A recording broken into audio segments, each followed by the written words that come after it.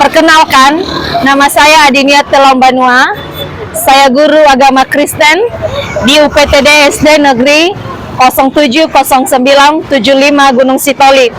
Sekaligus saya mahasiswa di LPTK Institut Agama Kristen Negeri Tarutung dengan nomor induk mahasiswa 2501060818. Saat ini saya akan melakukan uji kinerja praktek mengajar di SD Negeri 070975 Gunung Sitoli dengan materi Aku Suka Menolong Sesama yang diambil dari Lukas pasal 10 ayat 25 sampai 37.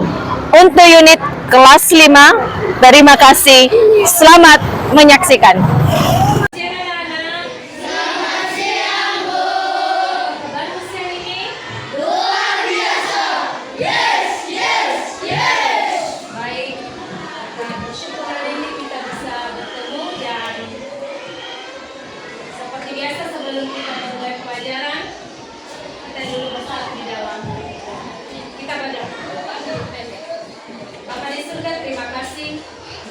Setiamu dalam hidup kami dari tadi hingga sampai saat ini.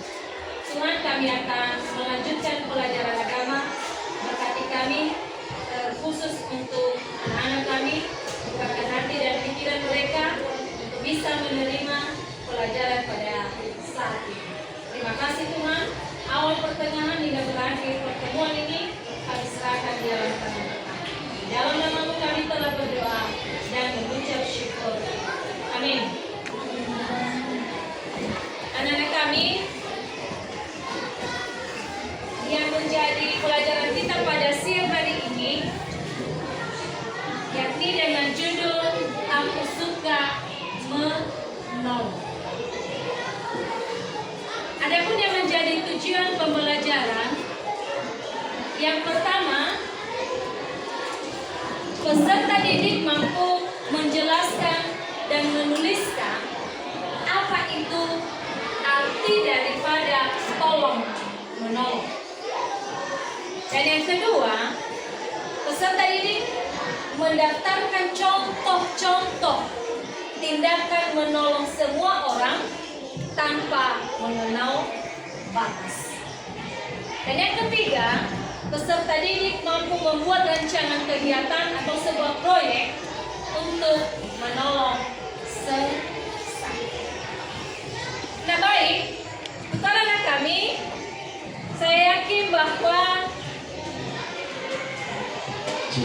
kalau ibu tanyakan apa yang kamu ketahui tentang tolong menolong, dan bisa?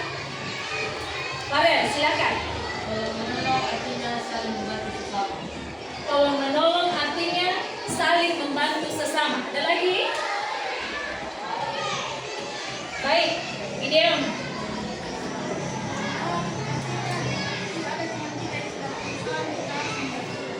Jika ada teman kita yang kesusahan, maka kita akan membantu. Terima kasih untuk anak-anak kami. Itu benar semua. Arti tolong menolong itu berasal dari kata tolong. Apa artinya tolong? Yaitu bantu. Bantu saya. Sebagai kata kerja yang berarti itu meringankan beban, meringankan penderitaan orang lain.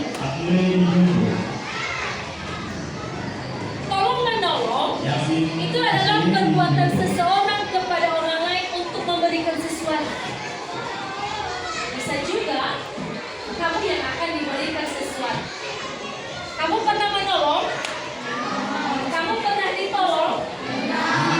Berarti pernah menolong dan pernah ditolong.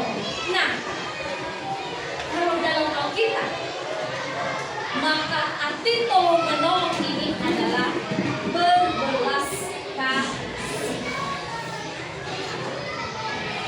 Siapa contoh atau tokoh yang kamu tahu yang punya belas kasihan dalam Alkitab?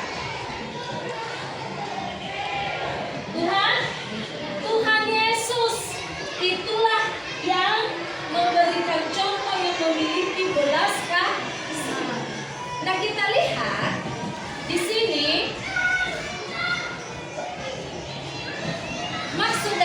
tujuan tolong menolong. Maksud dan tujuan tolong menolong adalah memberikan bantuan baik materi, non materi kepada seseorang yang mengalami usia. Yang punya kita coba buka Galatia pasal 6 ayat 2. Galatia pasal 6 ayatnya yang ke-2. Jadi apa? Bapak semua sekolah ini sudah? Galatia pasal 6 ayat 2. Siapa yang berani baca? Yang bisa baca? Sanzio, silakan.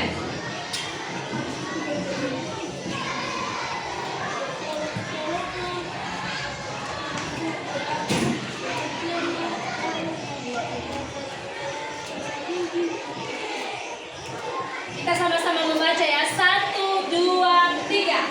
Bertolong-tolonglah menanggung bebanmu, demikian kamu memenuhi hukum Kristus. Artinya, dalam dunia ini memang kita wajib tolong menolong, karena kita adalah sesama manusia. Nah, apa contoh dalam Alkitab yang tolong menolong ini? Buka Lukas pasal 10 ayat 25 sampai ayatnya yang ke-37. Lukas pasal 10 ayat 25 sampai 37. Ini dia, karena kami coba saksikan video ini. Yahudi yang turun dari kota Yerusalem hendak menuju kota Yeriko.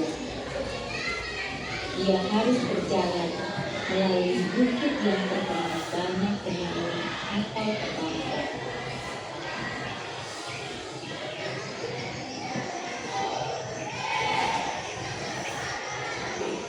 Lihat, ia tahu bahwa ia sedang dalam bahaya. Dilihatnya ada beberapa perampok sedang mengimpainya. Bahkan keledainya pun meninggalkannya. Lalu para perampok itu merampok orang Yahudi itu habis-habisan, bahkan memukulnya hingga hampir mati. Kebetulan ada seorang imam turun melalui jalan itu.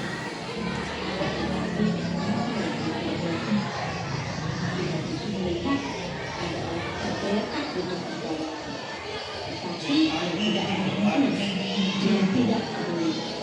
Dia bahkan berjalan di seberang jalan dengan tergesa-gesa.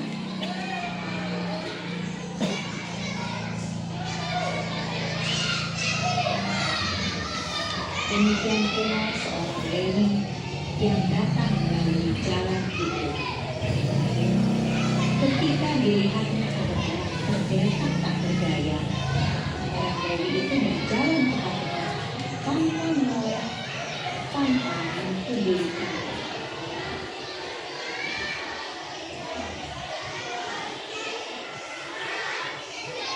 Lalu, siapa dia?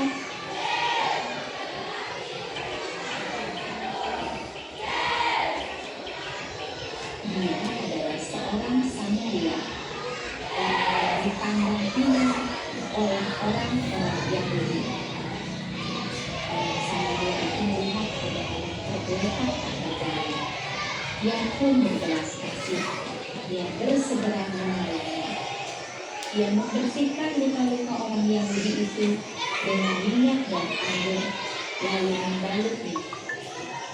Kemudian dia menggendong dan menaikkan orang Yahudi itu ke atas keledai miliknya dan segera membawanya pergi.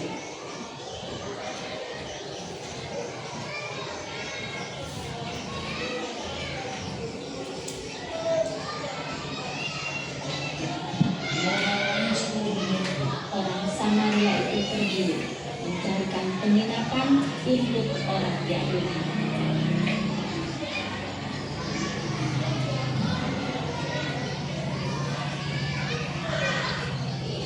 yang menggendongnya dan membawanya menuju tempat penginapan.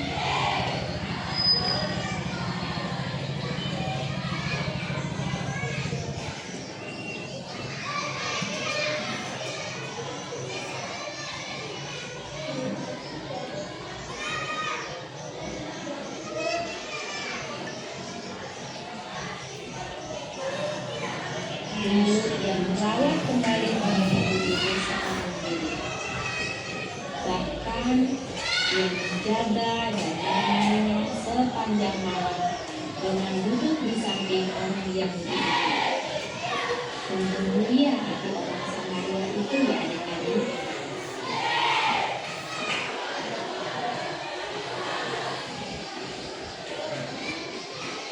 Baik. Udah lihat videonya? Ada 3 tokoh dalam itu. Yakni pertama orang Samaria, imam, dan Lewi. Siapa yang dirampok? Orang yang budi. Imam lewat dan melihat, tapi dia tidak menolong.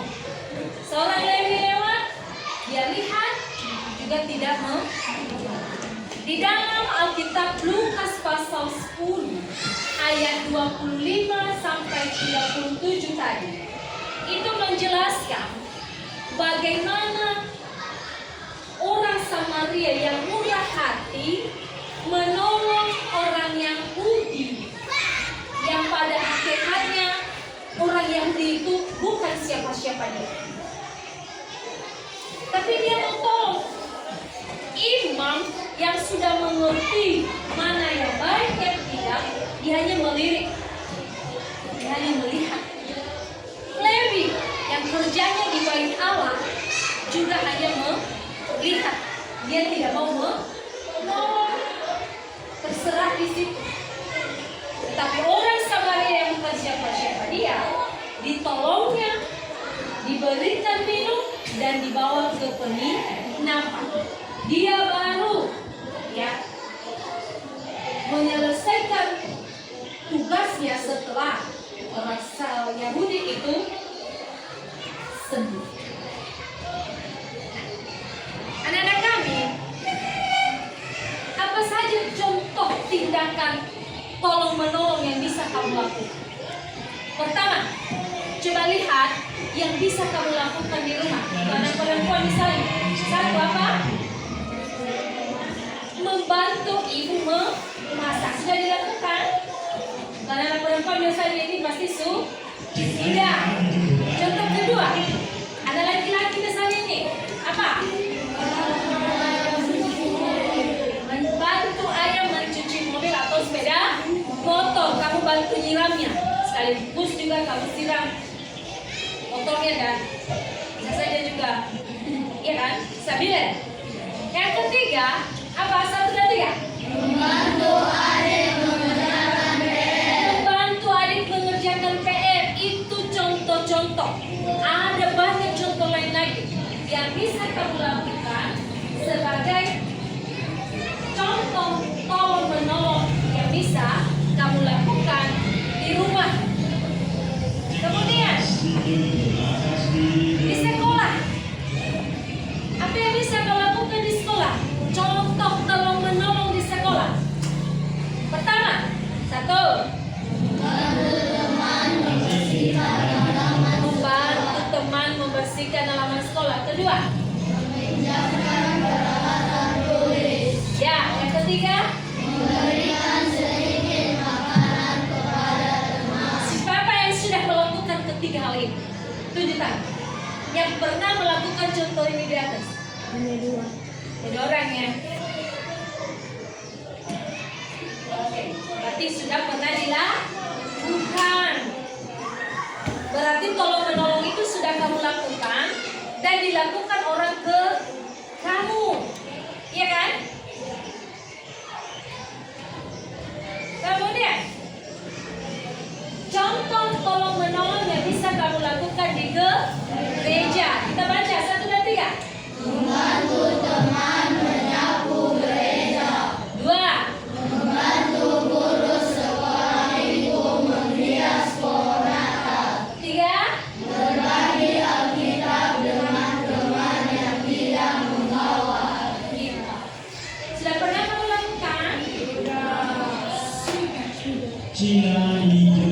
Bentuk tolong menolong sudah pernah kita lakukan. Mungkin ada yang pernah berkata, oh, saya lebih banyak menolong daripada ditolong, loh. Ya. Tetapi dalam tolong menolong tidak perlu harus hitung-hitung. Misalnya, aku tolong kamu dan kamu harus menolong. Tidak. Manusia di dunia ini harus tolong menolong. Kemudian dalam cerita kitab tadi, lihatlah tindakan Tuhan Yesus. Kalian di sini coba baca contoh tindakan Tuhan Yesus tentang tolong menolong sesat. Pertama tadi, yakni kisah orang Samaria yang murah hati. Kenapa di mana tadi? Lukas 10:25 sampai 37. Kedua, Yesus pernah menyembuhkan beberapa orang sakit. Itu pertanda Tuhan Yesus menolong. Kedua, Tuhan Yesus pernah membangkitkan orang mati. Siapa dia? Lazarus. Keempat, Tuhan Yesus juga pernah menyembuhkan seorang yang sakit pendarahan. Ya, dan Yesus mengajar tentang berbagai belas kasih. Jadi karena kami tidak ada alasan kita untuk tidak menolong daripada orang lain. Nah, untuk yang terakhir, maka apa yang menjadi kesimpulan atau rangkuman daripada materi ini, bahwa manusia dalam hidup, saya, kamu semua bertemu dengan yang namanya sukacita dan duka. Ada gembira dan ada susah. Ya. Nah, karena itu tidak ada manusia yang sempurna di dunia ini. Karena tidak ada yang sempurna, karena itulah manusia harus saling tolong. Di dalam menolong, kita tidak boleh membeda-bedakan. Jangan lihat, dia cantik, dia ganteng, aku tidak mau tolong dia hitam, dia jelek. Aku tidak mau tolong dia beda suku denganku, dia beda agama denganku. Tidak. Di dalam tolong menolong, tidak boleh membeda-bedakan. Tetap siapapun dia, karena kita manusia sama di hadapan.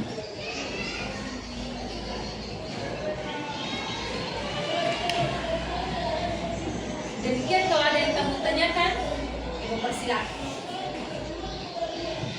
Nah, yang menjadi tugas kamu ini secara kelompok.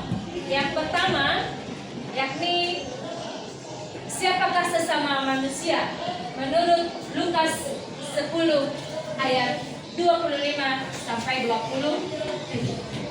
Yang kedua nanti adalah contoh-contoh sikap tolong menolong di rumah, di sekolah, dan di gereja.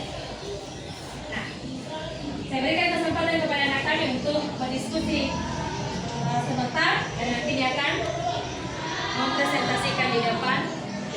Silakan.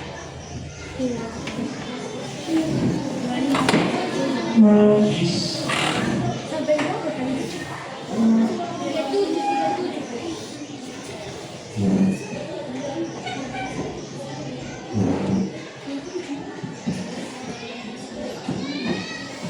Baik, langsung saja silakan. Mari, mulai dari kelompok.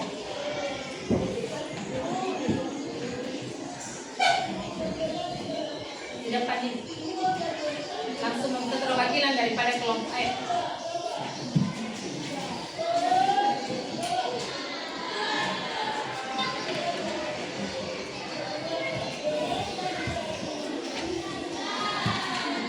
Satu soal saja.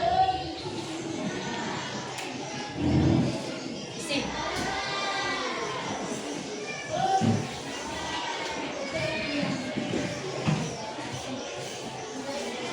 Satu, siapakah sesama manusia dan cerita Lukas pasal 10 ayat 25 sampai 37. Jawaban, siapa yang membutuhkan pertolongan tanpa memandang latar belakang, agama, sukunya, atau status sosialnya. Dalam perjalanan orang Samaria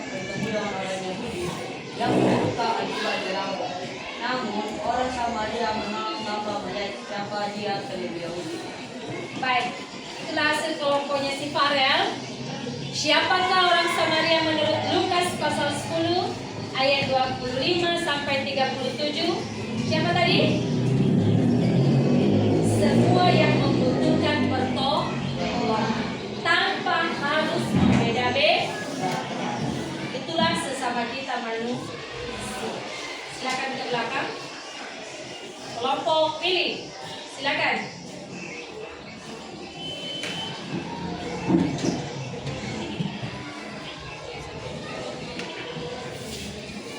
Jelaskan mengapa kita harus saling menolong. Jawaban, karena manusia adalah makhluk sosial yang saling membutuhkan satu sama lain. Manusia juga diciptakan bukan hanya seorang diri. Tuhan Yesus juga mengajarkan kita untuk saling mengasihi dan saling mengasihi. Kasihilah sesama manusia seperti dirimu sendiri. Kita harus menolong sesama juga karena suatu saat pasti kita akan membutuhkan pertolongan orang lain. Manusia tidak ada yang sempurna. Baik, terima kasih untuk Willy. Mengapa harus saling tolong? Karena kita adalah manusia, makhluk sosial. Kalau dikatakan makhluk sosial, tidak bisa hidup tanpa orang lain. Ada yang bisa hidup sendirian di dunia ini? Tidak ada. Tuhan saja menciptakan Adam dan dia kasih kawan. Tidak baik kalau manusia seorang diri. Aku akan memberikan penolong bagi. Hadirlah si Hawa. Demikian dengan kita.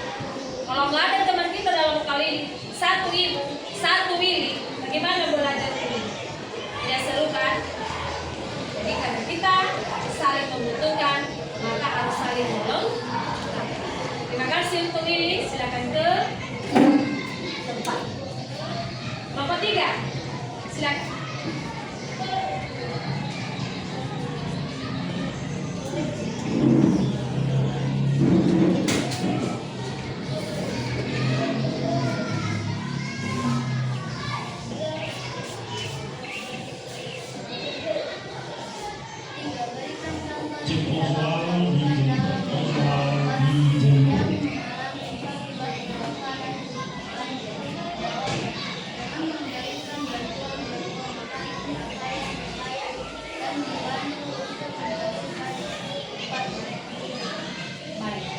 Apa contoh yang bisa kamu lakukan bagi orang yang mengalami kesulitan?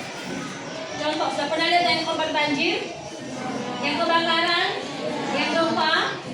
Maka kita bisa menolong itu? Bisa atau tidak? Bisa dengan cara misalnya ada beberapa pakaian yang layak untuk kita berikan.